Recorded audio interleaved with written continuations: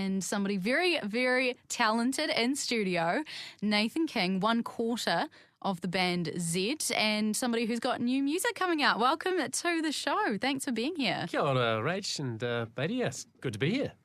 Okay, let's launch into it with the new stuff, because we're going to get that track on fairly soon. We feel very privileged, by the way. I felt like this is illegal. I shouldn't be playing it before it's officially out. leaked. So thank I've you. linked it to you. Thank you so much. I We've feel got special. from Nathan himself the word, like, he... this sounds shady, but he arrived and he's like, I've got the song in a USB.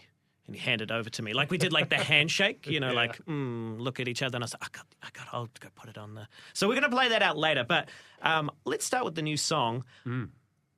It's called Face the Rain. Yeah. Give us a little bit of a heart behind what it's talking about. It's pretty applicable considering the weather at the moment as well. Yeah. So it's out on Friday across, all the platforms, Spotify and the usuals. But sneak preview today. And the idea, it kind of originally came as more of just a simple kind of love song idea.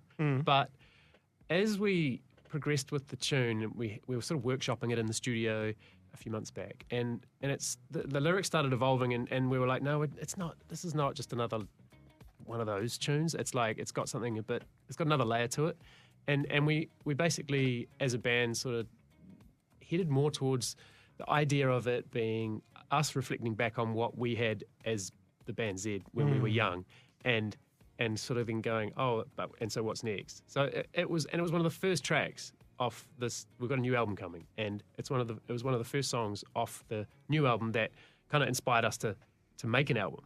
So it's quite a special song in that respect for us. Does that happen often as well, that a song changes mid-flow? Like, that's a big shift in direction. Yeah. And then I guess that's also a lot of work to go, okay, we're going to undo what we've already done to do something else? Or is it got to a point where it's become its own entity? Yeah, no, it's not usual for that to happen, especially because, you're in the studio and the clock's ticking and, you're on a budget and you're trying to get stuff done. Yeah. And so to go, hang on, I think we need to rework this whole thing is quite a major.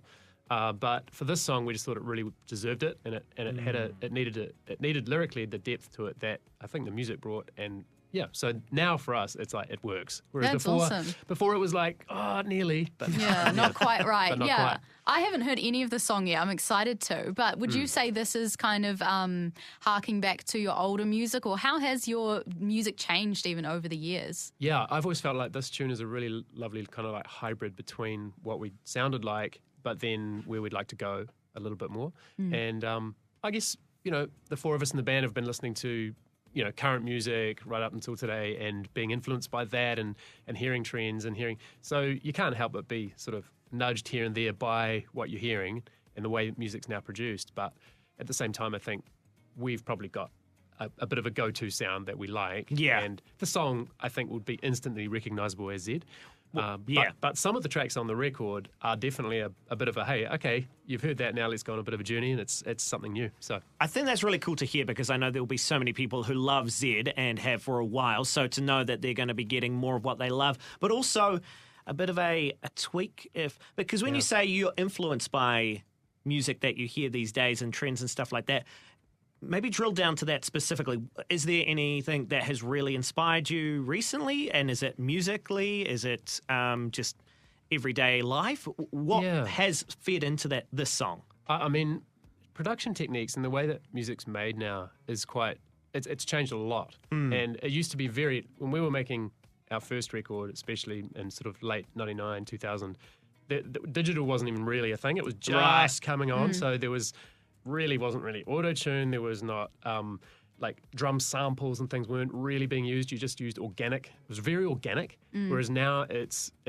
way more chopped up, sliced, sampled, bits are shifted around, and it's become less. It's a lot of pop music is a lot less organic, but I don't mind that. Like, I'm not knocking it, but it's as well loses a bit of humanity as well. I find sometimes, So we try to keep that with what we're doing, but at the same time, hey, if there's a cool drum sample we like and we want to put that in, we can still, do some sound replacing and play with the toys that are at our disposal without losing that kind of human touch. Yeah, we've been talking about TikTok a little bit, and the thing with that is that I've noticed like that's a big way for artists to get their music out now. Is that you, or you're kind of like, oh, we'll steer away from that whole thing? None of us in the band have quite had the, I don't know, courage is the wrong word, but like, I don't know. It could I be think the it's right word. I'm maybe. terrified about posting on there. Yeah. We're like, it's just doesn't feel quite our playground. But in saying that, I think it would be kind of silly, like in the longer term, if we didn't at least have some form of representation on there, so people who are, younger, coming through, never heard of us, at least can bump into us. So yeah, we'll see. Watch this space. We'll keep you accountable, mate, and we'll look with eagle eyes for what is coming. Cool. But I reckon, Rach, are we ready to play out that song? Because we've talked about it so much, I think the listeners are probably right now just itching to hear it. So last word to you, Nathan, before we play out the track. It's called Face the Rain. What would you like to say before everybody hears it? Okay, the special song for my heart. It really inspired the band to like launch into making a whole album. And it's winter's eve almost. So even quite literally, there's winter coming, and this song's called Face the Rain. It is brand new music, first time it's been played on the radio, I believe, from Zed, Face the Rain, and Nathan King. 1/4 of Zed is in studio with us right now. What a song, eh? If you do say so yourself. But honestly, it's you guys. I loved it a lot. However, while we were off air, you said something. Ooh. You said some of the chorus. Sounds like he's in trouble. Oh, yeah. Yeah. Well, explain what's going on, because there's been goodness. a little bit of a miscommunication, maybe. Well, people who are just listening right now and hearing that tune, so many people struggle to decipher the lyric of the song is called Face the Rain, but if people aren't aware, and I just say, hey, we've got a new tune, and play it to them, they're like, is it, how can I pay the rent alone, or how can I? I mean, that's a song for 2024. Yeah. I'm trying to think of all the other combinations we've had. Or face Lorraine, like Lorraine, the person. yes, Lorraine. I could see That's that. it. Yeah, don't you? You don't want to face Lorraine. Never want to face Lorraine. No. And where did Simon go? Is like, because it's actually where did Summer go? But Maybe you need to make another song, like a parody that's Simon and Lorraine. Yeah, have some drama. Totally. I think we should get you in next New Zealand Music Month, and we can do that. Sounds good. It's been so good to have you in studio, mate, because not only are you creating still great music that we just heard, that track right now, but you've been around and I think a part of Life FM's story for a long time as well. It's New Zealand Music Month. What does it mean to you to be a Kiwi and to have the longevity that you've had as well? Like to still be, dare I say it, and I'm not here just trying to inflate your ego, but I think it's honest, so beloved in all forms, and Zed and Nathan King. We're about to get into one of the old school files. What does that longevity mean, and how does it, if you can quantify it, exist? Yeah, you know what? I am just feel really honoured to be part of the scene, and to have contributed and to have had, some form of success, which has allowed me to keep making music. It's so great. I'm really stoked about that, and it's amazing.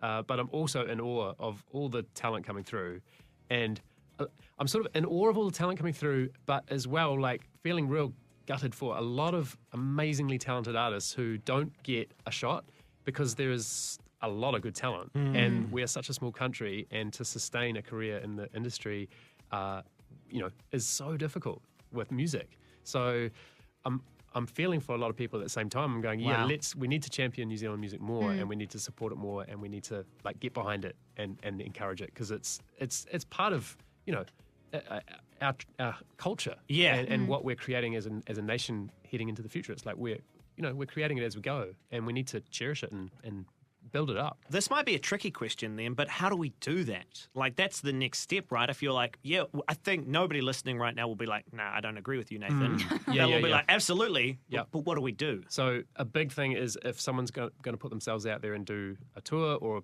play a show, that go along and support them, physically.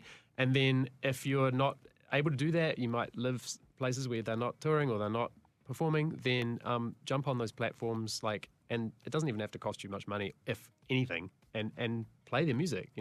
You've got a choice as to what you listen to, and it's like throw it on Spotify or YouTube Music or whatever. Actions speak louder than words, Yeah, basically. Yeah. And if you've got a vinyl player, buy their vinyl. Oh, You know, wow. that sort of thing, you know? Yeah. Like, yeah. I love that you talk about young talent coming up, because I saw also that when you were on tour at the end of last year, you had Borderline as Yes. part of that. And I actually saw them live recently at a NZ On Air performance. Like showcase. And showcase. They were amazing. The whole crowd was kind of like, wow, this is Yeah. awesome. Yeah, they're Like, is that brilliant really band. cool for you to be, I guess, almost back how you were and see like this new talent coming up? Yeah, 100%. We just saw so many little parallels between what it was like for us when we were starting out and then these guys in Borderline who are just super talented, like, oh no, now I'm sounding like, don't worry. It's like, there's a perfect parallel. We're both so talented. No. But you know what I mean? Like that these guys are coming through with like all the ambition and drive and that kind of youthful energy, and we're going, oh yeah, that's right. You We remember recognise that. a bit of it. Totally. Yeah, that's awesome. Well, Yeah. we'd love to play Never Too Late. This is one of our old school files, or I guess you said earlier it's kind of mid-school. Yeah. Yeah. What was this song about? What was the story that led to Never Too Late? Oh, wow. I was in London with my wife and we'd been there a little while. I'd taken my, like a first iteration of my first solo record over to England and thought, oh, give that a bash, I'll go over there with this music and start playing shows around London and further abroad and just try and garner some interest and maybe pick up a manager and a label and all those sort of things. And I managed to do a bunch of those tick a lot of those boxes to the point where I got picked up by the same management company that Oasis are signed to, and it was really exciting. Things were like looking really well, like they were going really well, and then there was just a bit of a stagnation period where nothing moved forward for a couple of months, and I got real down, and I started feeling like, oh no, it's not working out, and I was just sitting in my bedroom one day going, and wanting to, I guess. Pour my heart out a little bit. And I just kind of got this sense of, God saying, hey, don't give up. It's never too late.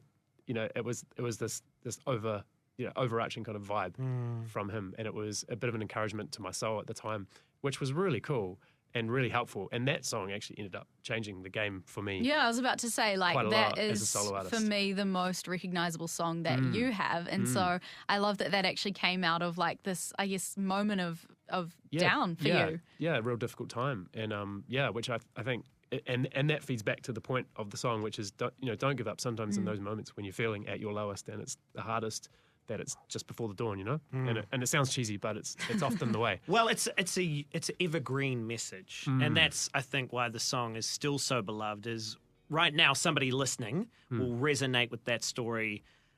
Like this could be a really big turning point for them hearing the song. So Yeah. it's great to still be able to play it here on Life FM. Oh, yeah. We want to thank you so much for coming in, by the way, mate. Thank you for all the music you create, for representing Aotearoa New Zealand with so much heart and vigour. And yeah, I think there's nothing really left but to play the track, right, Rach? Yeah, thanks Yeah. for everything you've contributed to New Zealand music, and we'll enjoy this one. It's Nathan King. This is Never Too Late.